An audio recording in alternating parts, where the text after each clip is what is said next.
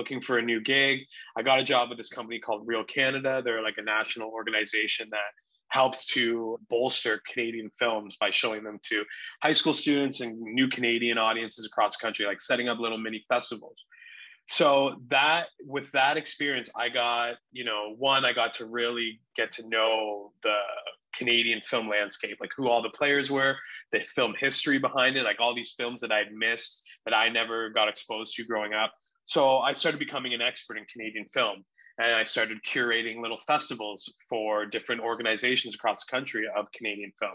And then I started, and kudos to Real Canada for allowing, I asked them for the opportunities. Like I could have just kind of stuck to like my little coordinating job, but I was like, hey, I'm really good at interviewing people. Like, give me a shot. Because it used to just be the executive director who would interview everybody.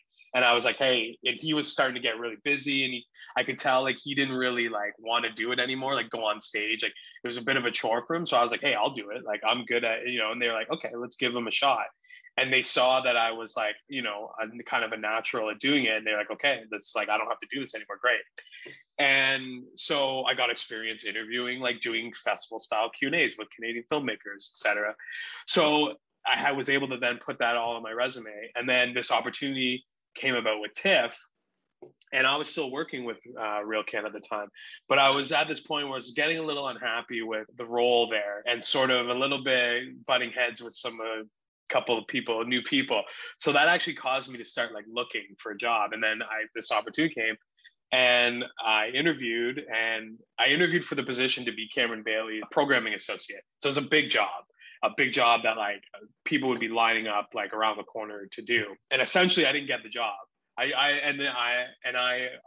agree with that assessment. I think at that time I wasn't ready for that type of role, just in terms of like my knowledge and experience in world cinema. But they were like, hey, we really like you, though we have this other gig that we think you'll be better suited for. And that's working under the Canadian programmer, Steve Gravestock.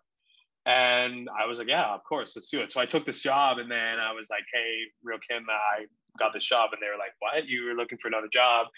And they were at the end of the day happy for me, because they also saw it as like, oh, like one of our employees is now like in the door at TIFF, because they also want to work with TIFF, and they want that access too. So they actually allowed me to leave and go work for TIFF because it's a contract gig.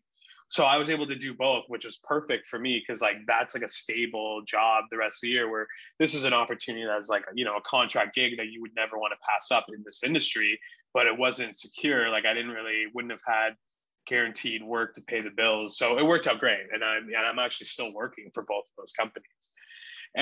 But yeah, that's how I got in the door at TIFF. And, I was a programming associate or assistant under Steve for, I think, 4 years or 5 years. And now I'm programming Canadian films with Steve.